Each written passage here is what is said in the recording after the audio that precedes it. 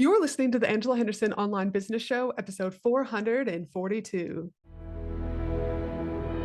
Hey there, you amazing human, and welcome to the Angela Henderson Online Business Show, the podcast that is designed for female entrepreneurs who want to make more money in a way that is in alignment for them. If you're looking for practical advice, proven strategies, and expert insights to help you navigate the challenges of growing your business, then you've come to the right place. Welcome, my friend. I am your host, Angela Henderson, a proud Canadian living in beautiful Australia, and I'm a business coach, consultant, and strategist who has helped thousands of women around the world build successful businesses. Through solo episodes and interviews with successful business owners, industry experts, and thought leaders, you'll get insider insights into what it takes to succeed in today's digital age. Whether you're struggling to scale your business, looking for ways to boost your productivity, or seeking ways to overcome the challenges of being an entrepreneur, this show has everything you need to succeed and more. So subscribe, pop your headphones on, and get ready to creating the business and life you deserve today by allowing the Angela Henderson Online Business Show help you create a winning strategy, develop the right mindset, and build lasting wealth.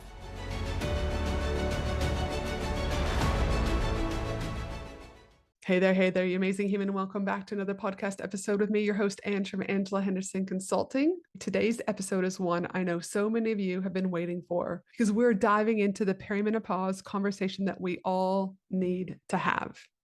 And to guide us through it, I'm joined by none other than the amazing Shelly Horton. You might know Shelly from her incredible 30-year career as a journalist with stints at ABC, Channel 7, Fairfax, ET America, for the last decade as a weekly feature on Channel 9's Today and Today Extra. And what you might not know is that Shelly's personal experience with perimenopause was a shakeup for her, one that was debilitating and blindsiding.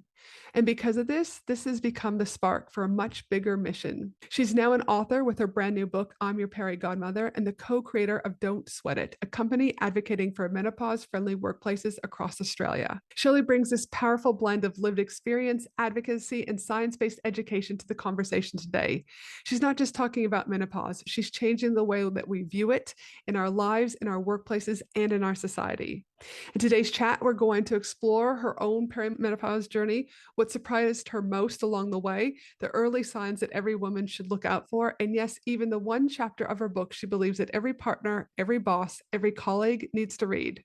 This episode is about honesty, advocacy, and breaking down the stigma. So let's dive in straight away and talk on all things perimenopause. Hey, welcome to the show, Shelly. Thank you so much for having me. It is so nice to connect with you. Oh my goodness, we have been in each other's spaces, or I've been hearing about you, but I was like, I've actually still never been able to meet you in the flesh. And then I saw your amazing new book come out, and I said, what an epic topic to have you on the podcast to talk about. And so I was sitting here going, yay, I finally get to meet you today. So thank you so much for making the space and the time to come on the podcast today. I'm so thrilled to have you here.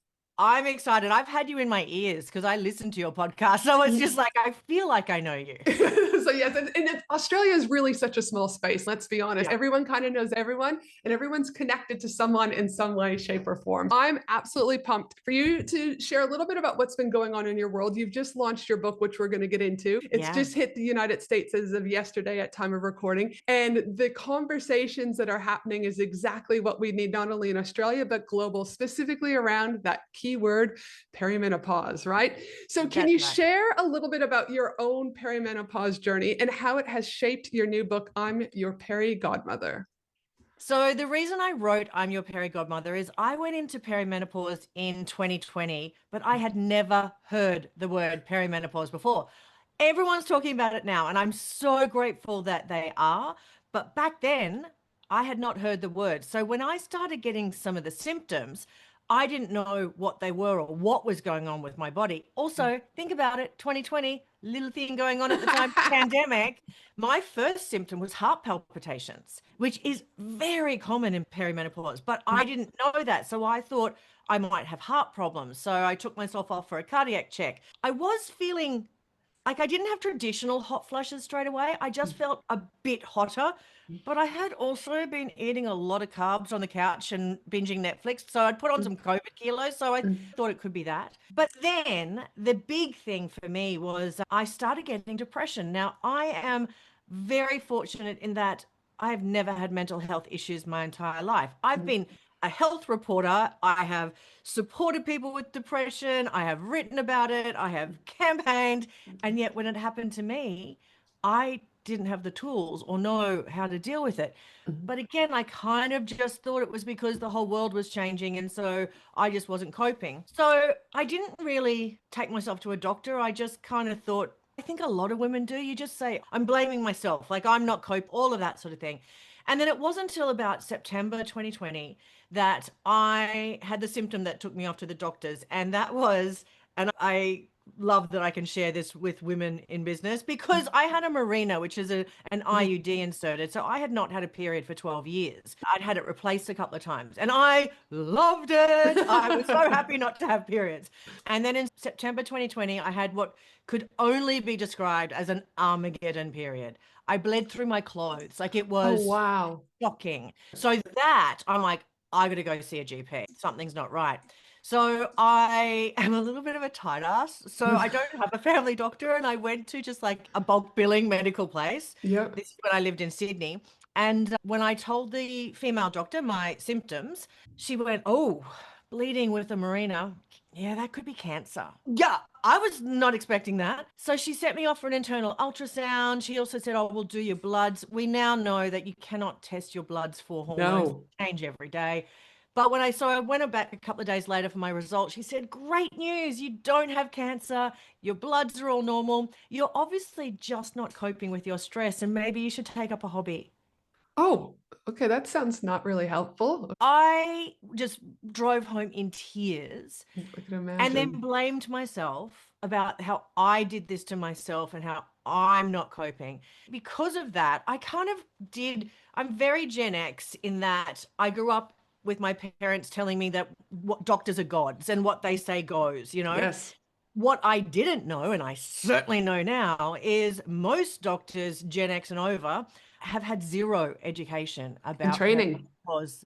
And that's not even their fault, but that sucks because this will happen to 100% of women who live long enough. I can't believe that there's been such a gap in the medical field. So it was one of those things where I just kept putting up with it. Mhm. And I ended up having a 60-day period.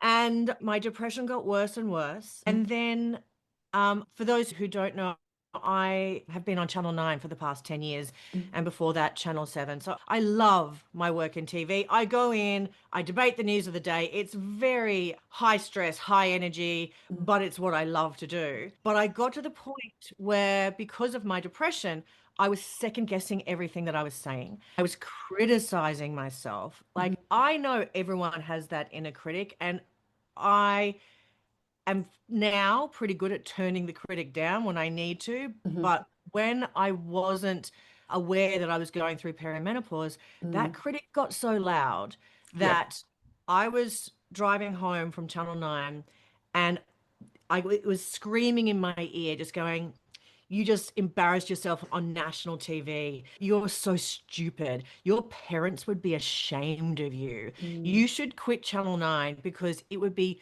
humiliating to get fired. Just quit." So I got Wow. home and I hadn't told my husband my negative thoughts because I don't think you really tell anyone your negative thoughts, but I was very tearful. And I said to him, "I think I want to quit my job. Like, I'm just not coping." And he sat me down and he said the most beautiful thing that's ever been said to me. He said, "This has actually been going on for a year now, and you've Mm. been crying a lot, and the bleeding's been really hard. I don't think there's anything wrong with you, but I think there might be something wrong with the chemicals in your brain. So Mhm. why don't we go and see someone together?" Oh, bless. Isn't that the best way to Oh, say it? yes. Just so But gentle and kind. it took the blame off me. Like, Mm. 'cause I was being so mean to myself.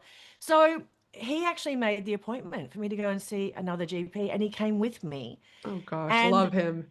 yeah, that was brilliant because I walked into the GP and I just started crying and I couldn't stop crying. I could barely Mm. describe the symptoms. And so he was the one who went, "Here's what's been going on." Yep. And so she was like, "This is just perimenopause, and I can pop you on some HRT and an antidepressant, and we will fix you." And we know now through research that antidepressants are not the way to deal with hormonal depression, but Mm. at the time, that was 5 years ago. Like in only 5 years, so many things have changed. And I honestly believe that I did need it because my mental health was so low.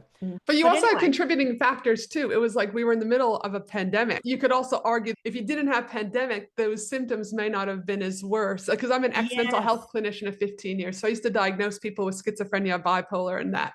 And it's just like different contributing factors such as that could have made the difference of say like an adjustment disorder versus like a depressive disorder. And you know your body, and like you said, at that time for you, you're like, I probably needed that for me Yeah, at that I time, think I you know? did. Yeah, Yeah. absolutely. And so once I started on the HRT and the antidepressant, I started to feel better Mm. and better and better.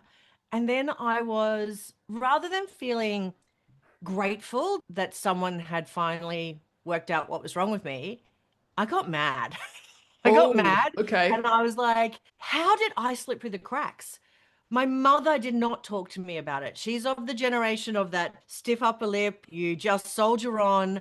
My friendship group, I grew up in country Queensland, so I moved away from my hometown for work. So I Mm-hmm. didn't really have friends around the same age group going through it.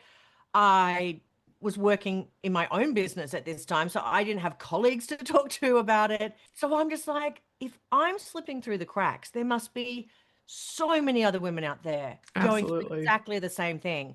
And so that's when I decided to write the book. I also couldn't write the book until I was well. And I remember that in one of your podcasts you were talking about recently about you've got to get through your trauma before you can share it with people so you Mm-hmm. don't just trauma dump on other people. But me being me as a journalist, I didn't just decide to write a book. I also campaigned in Parliament. Mm-hmm. Which is Like, amazing. I'm gonna look up, I'm gonna do it, I'm gonna do it Mm-hmm. big.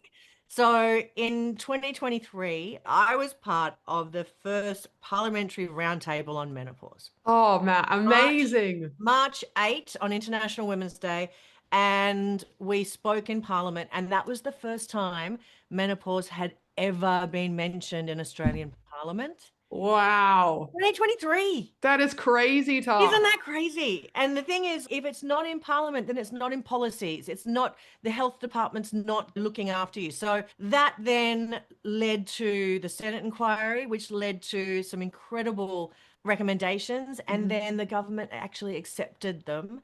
Majority of them. There were 25 recommendations, and they've accepted about 13. It's a start. It's a It's start, a right? start. Yep. And one of those things is education for GPs. So that was a big win for me. So anyone who's studying in the health field, it'll be compulsory for them to learn about perimenopause and menopause from now on. There'll be education for GPs who are existing that will be compulsory. Of course, though, that's still not happening. Like it takes time and government wheels move very slowly. But then the other thing, two other things that I'm super proud of is that they acknowledge that we need to talk about menopause in the workplace.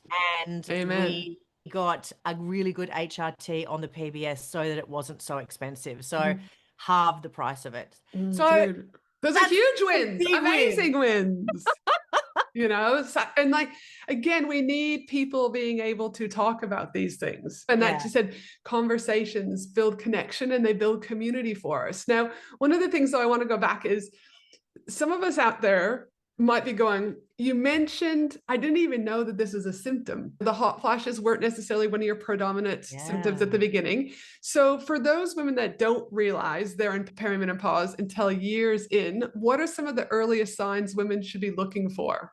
Okay. You know what? There are now over 50 symptoms. So we now know we have estrogen receptors in every cell of our body. So of Mhm. course it's going to affect us. What I want people to know is what happened to me is I thought I knew about menopause, which was like, oh, it's women in their 60s and they have hot flushes and their period stopped. The end. Mhm. No, no, no, no, no, no. That's the easy bit. Yeah, The there's average three. age in Australia is 51 for menopause, but perimenopause can be 10, between 4 and 10 years leading up Mhm. to it. So 41. Yes. 41 is when you should start around 40, you should be going, what's going on? Most important thing I would say is start tracking your periods because that's one of the first signs is irregular periods.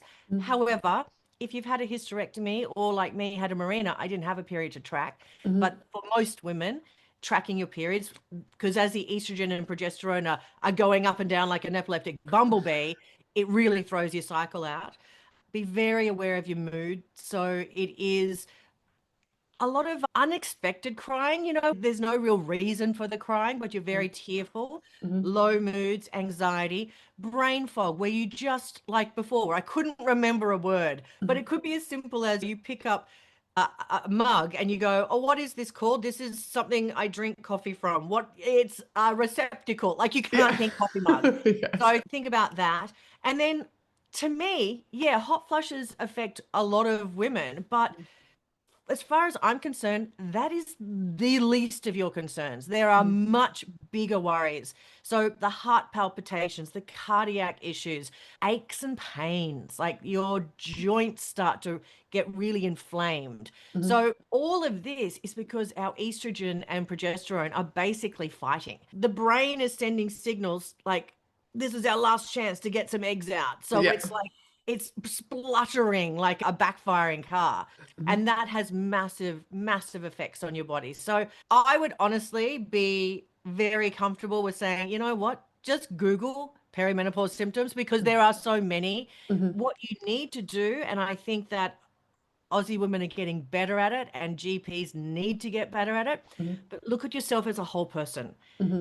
Because the most common thing that women say is, I just don't feel like myself. Mm-hmm. Something doesn't feel right. I can't put my finger on it, but I Mm-hmm. just don't feel like myself. Mm-hmm. And that's a sign that you need to do a little bit more. Be curious and start looking into what it is, what are causing these feelings. And I can relate. I had to do IVF with my daughter Chloe. And so when they started the testing with that and they found that my egg reserve was pretty much almost at zero and that Oh, IVF was going to be the only way, they said, just as an FYI, you more than likely will also go into perimenopause much earlier than the average yeah. human. And so I started exhibiting symptoms like the brain fog, my knees and back, like places that have never ached before. I walk, I eat healthy, all those things like Yeah. just caned. Like, I mean, Yeah. it was like knives going through my knees and there's nothing that they could rule in or rule out. They're like, we did x-rays, we did ultrasounds, there was nothing. And then also I was so tired, like Yes. tired, like when you're pregnant, tired, where you're like, just crawl up and eat it. And that's when they said, it's because again, just like when you're producing a baby and the hormones are going up, up, up, up, up, yours are going down, down, down. So it's like this, like the pendulum swings. And I was like, Yes. what the hell? But like, again, that memory was my biggest worry. I was like, why can I not get Right. words Yeah. out? Why can I not remember? And I thought, oh my God, I've got early dementia. And then when I remembered the IVF people saying you're more than likely to go early. And I said, oh, this is what it is. And I can also, I'd say I'm a pretty enthusiastic person. I'm a very pretty direct person, but I would just be like so snappy at everyone. Like my Yeah. kids, like my fuse was so much shorter. And they kept saying, Mom, what's up? Why are you in a bad mood all the time? And I was Yeah. like, why am I? And then that's when I was like, dun, dun, dun, it's here. And then that's when I also realized, like you said, there's perimenopause, Yeah. menopause, but there's also postmenopause. Postmenopause. And So this did is like, what the did you know hell? that menopause gets the billing, and I have no idea why. It is one day of your life. Mhm. So Yes. menopause is 12, exactly 12 months since your last period. And then that's it. It lasts for 24 hours and you're postmenopausal for the rest of your life. Mhm. Now, here's the thing. I can't wait to be postmenopausal. I think I'm nearly there, but that's when everything calms down Mhm. because it's not this craziness of the estrogen and progesterone and testosterone all over the shop. It kind of just evens out and life gets much easier. You also raise a really great point around the mental health side of things, depression, anxiety, etc. And I can't remember exactly the statistic, but I believe it was between the ages of 38 and 50 is they're starting to see a swing of suicide rates in women Yeah. increase substantially. What are Yeah. your So what are your thoughts about that? If you're a woman in business who's feeling stretched too thin, second guessing yourself, or just stuck in the cycle of doing more but getting nowhere, then you need to connect with Danny V. Danny is a performance coach and leadership mentor who helps women stop spinning their wheels and start moving forward with confidence, clarity, and purpose. And she's offering something really valuable to all our podcast listeners. It's called the Goal Alignment Blueprint, a simple free guide to help you figure out what's really holding you back and the small changes that can help you move forward with more direction and ease. To grab this amazing free tool, send Danny a message on either Instagram or on LinkedIn and let her know that you heard her mention on this particular podcast. Again, you can reach out to her at Danny V over on Instagram or LinkedIn, and you spell that Danny, DANNI VEE Coach, COACH. That's over on Instagram. Or, like we said, you can find Danny V on LinkedIn, because doing business shouldn't mean doing it all and doing it alone. The exact stat is between 45 and 54 is the highest suicide rate for women in their entire lifespan. Now, that is peak perimenopause. That shows how hormonal it is. And I think that has been a bit of a shameful taboo, that women, people aren't talking about women who are self-harming or killing themselves because it's like a family shame. We need to bring that out into the sunlight. So for me, I had never, ever that low before, but I still got that low while on an antidepressant and on the HRT. So I kind of want to, and I love that you've got the mental health professional background, because I think it's important not to think that you get a quick fix. You don't like slap on a bit of HRT and take an antidepressant and you're better. You have to do the work. For me, when I got to the point where I was considering self-harm, I realized that I had to commit to appointments with a psychiatrist. I had to make some massive lifestyle changes. I committed to walking every single day. Now, I don't love walking, but my brain loves it. Yes. My brain loves it.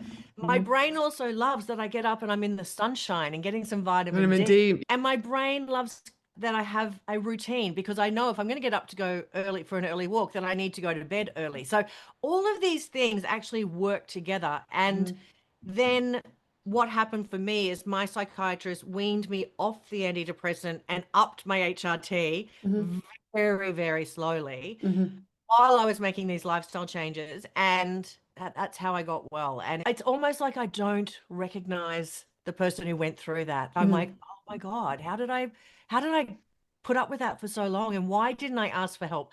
But when you're in it, it's so hard, because you just go in rather than out to ask help. You go in. And I'm hoping that with my book, I go in, it's pretty gnarly in places, I've got to warn people, but it's also funny in places, and it's all evidence-based. So you'll get great information, but it's warts and all, because I think you need to step into your truth and share the really messy, ugly bits so that other women don't feel so alone. And the thing that I want to go back on is that you talked about, like, why did I put up with it for so long? Why didn't I go and get help? But the thing is, there are many women who are actually going to getting the help that they're wanting. You did too. You tried it and they said, you don't have cancer. You're all good. Go and get a hobby. And so again, that comes back to like you making those moves in Parliament, that now the GPs are going to be more educated around what to look for and how to provide some more holistic care and support. And I think more women, hopefully there'll be more positive stories coming out of friends. Oh, I went, they helped me, I'm feeling better. And that's where I hope the ripple effect will start to come. Now, there's still a lot of education. And as you said, there's a lot of stigma also in the workplaces. I laughed with someone recently from a place of like, haha, how are we even in this fucking place? Do you know what I mean? Place, not like laughing as in a good laugh, but I was like, we've barely just got maternity leave into place where women can actually freely and feel confident their jobs aren't going to be lost here in Australia, not even around the world. I'm only just speaking about Australia, but yet we still don't have things in the workplace for our aging population, which includes me and you, to be able to help support people in the workplace. And then people are quitting their jobs, they're financially broke, then it's leading to those more depressive thoughts coming in more and more, or suicide. So is there one page in your book, or even a chapter in your book inside of I'm Your Peri Godmother, that you would want a partner or a boss to read? And if so, which would that be? Okay, so I am passionate about education about menopause in the workplace, and I go into workplaces, I do webinars, because to me, it's all about education and getting everyone on the same page. So the chapter in my book about menopause in the workplace is called Work It Baby. Why perimenopause is a workplace issue. Now, the thing is, because we are so used to it being taboo, we don't have great studies in Australia, but I found some great studies in the UK because you know what? They're about a decade ahead of us when it comes to menopause in the workplace. And one of their great studies show that 1 in 10 women leave their jobs because of their perimenopausal symptoms. 14% asked to go part-time because they're just not coping with the workload. And 8% either say no to a promotion or actively ask for a demotion because they've lost their confidence. Wow. Now, isn't that mind-blowing? So for Oh. me, what we need to do is get workplaces to understand that they are losing money by losing smart women. They have spent time training these women, getting them into executive positions, because if you're in your 40s to 50s, you're at the peak of your career. Like this Yes. is where you should be shining. So for women to be falling off this confidence cliff is absolutely crazy. So the International Menopause Society says not only do women in workplaces have a glass ceiling, they have a hormonal ceiling as well. So what I do when I go into workplaces is explain what's going on because I feel like there's such a lack of information that is consistent and evidence-based. Offer the treatments and then let women make their own choice. You know, like I am not going to say, you know, every woman has to go into HRT. It is a matter of choice. Some women can't. I want to just offer all that's available, but by having men and women in these sessions is vital because we can't just educate the women and expect the men to understand. I had an incredible experience. So I was doing some educational webinars for Westpac, and they've given me permission to talk about this. And they bought 3 webinars and menopause policy, blah, blah, blah. Anyway, 2 webinars in, I get a message from their people and culture saying, we've had some of the male leaders ask if they could have a men-only menopause session. And at first I was like, what the fuck? I mean, Jesus, can't we have one thing for ourselves? But then it actually was life-changing for me because these men were so empathetic. And what they said was, we never want to take away time from women learning about this, but we also want to be in a space where we can go, we don't really understand how periods work. We Yeah, don't yeah. really understand what perimenopause is. We don't want to use the wrong words and put our foot in it.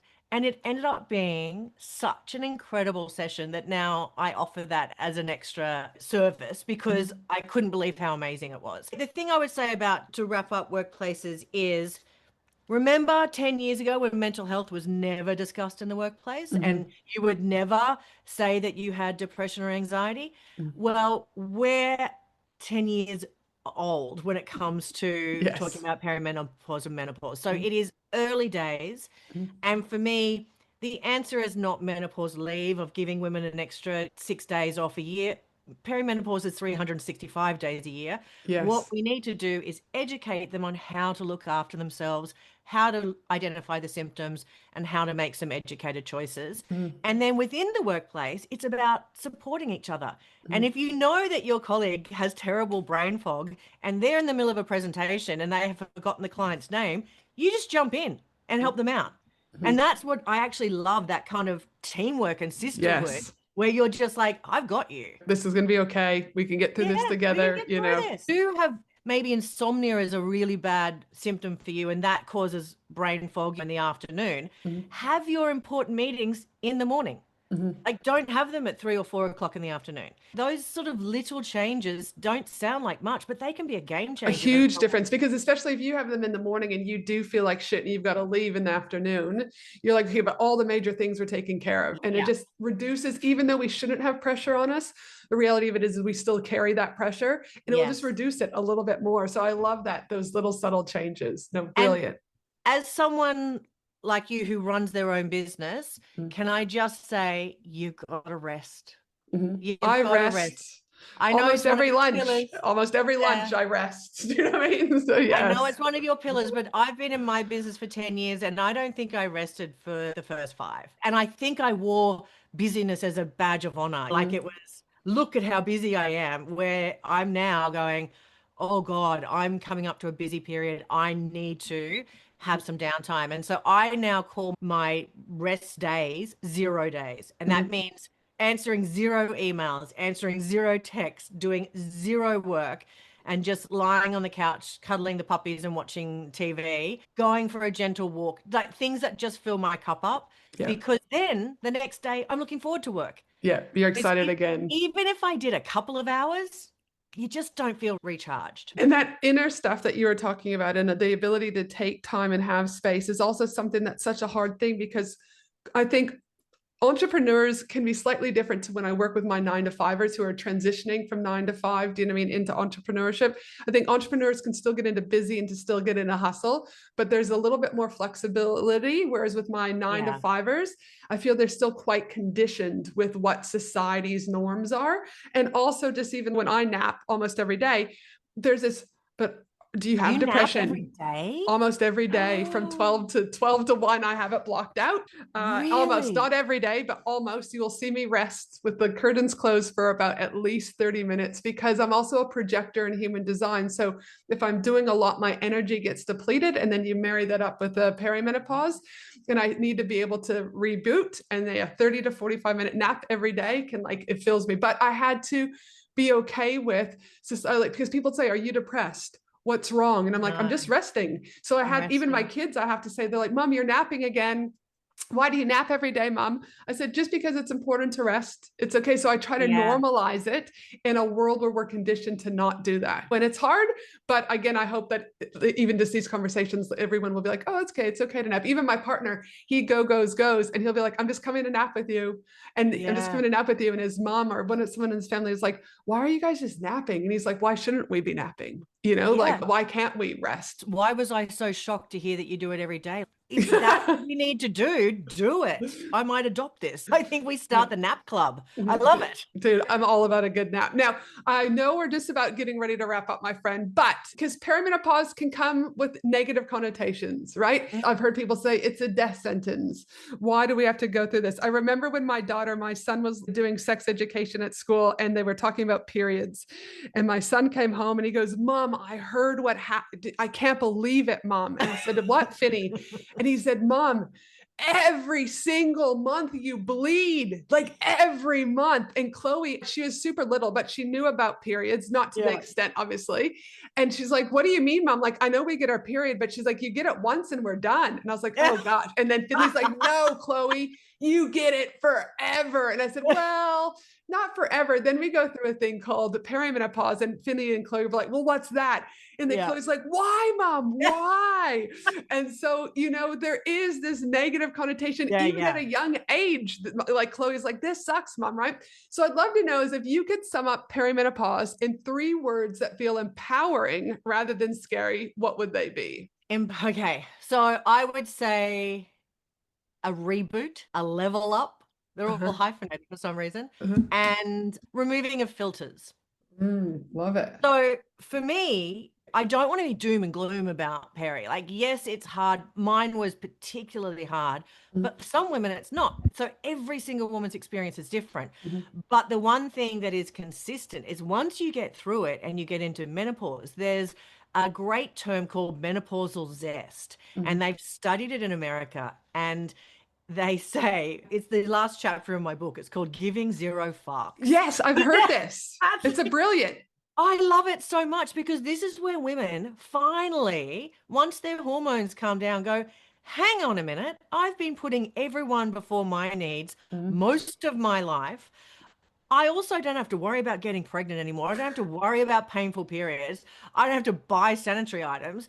And they also, and these studies show, it showed that more women, like age 55 and over, started going, I don't want to go on a family holiday. I want to go on a girls' trip. And you Yes. get them booking the cruise together and having, and I love that. It's also a huge time that women start their own business because it's Mhm. like, I have always wanted to do this, but I've never given myself permission. And now I know who I am. I value myself and I'm going to be really good at this. And they just take off and fly. So we've got to just know that the menopausal zest is coming. The It's like menopausal at zest the is coming. end of the tunnel. And I am all for it. I think I just wish we could give ourselves menopausal zest without having to go through Without going the trauma of the perimenopause. I remember it was a funny code. It was a reel somewhere I saw, and it was like estrogen's levels go down, giving less fucks increase substantially. And this lady's like, fuck you, fuck you, fuck you.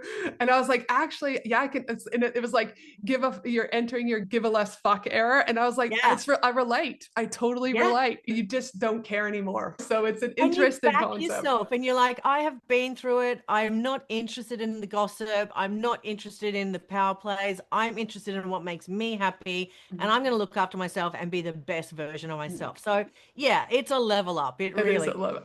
Now, for those listeners wanting to connect with you, my friend, where can they connect with you? Where can they buy your amazing book, I'm Your Peri Godmother? Tell us a little bit more. Okay, so if you want to buy the book, it's available everywhere. So it's in bookstores. You can also get it on Amazon and Booktopia. But if you want me in your ear holes, it's also on Audible. I've had a lot of people say that they like it because it's kind of like my book you'll love because it's like you, very sweary. There's quite a bit of swearing. There's lots of laughter and jokes, and then there's also tears. But Audible's a great way to get onto it. And then if you want to do any work with me for perimenopause in the workplace, then you can just contact me on LinkedIn under Shelly Horton or just on my Instagram social media. It's Shelly Horton 1. So please get in touch. I love it. And we've got one final question. Looking back specifically on your business journey, what do you know now that you wish you knew when you first started out in business? I know you always ask this question, and I was trying to think about it on my list this morning. I think I would definitely say you don't have to say yes to everything. Don't say yes in panic. Choose what you want to pour your energy into. I love the Taylor Swift, like your energy is a luxury. Not everyone can afford it. And I think that is also in the business realm. And then on top of that, it would be rest whenever you can. Dude, I love Don't think when you're resting that you're not working. You're looking after the number one commodity that makes you money, and that's you. And without that, you're 6 feet under. Do you know what I mean? Absolutely. And the business and family doesn't matter. So, well, thank you so much. I know you're a busy woman doing amazing things all over the world. So thank you so much for your time today. I hope you have an amazing day, a beautiful weekend. And for you, the listener out there, make sure that you go connect with the amazing Shelly. She's just an absolute gem. And if you just need good vibes, make sure you follow her because she's just a good human doing good things. But for now, have an amazing day. And I look forward to joining me again for another episode of the Angela Henderson Online Business Show. Thanks again, Shell. Thank you. Thanks for listening to the Angela Henderson Online Business Show, www.angelahenderson.com.au.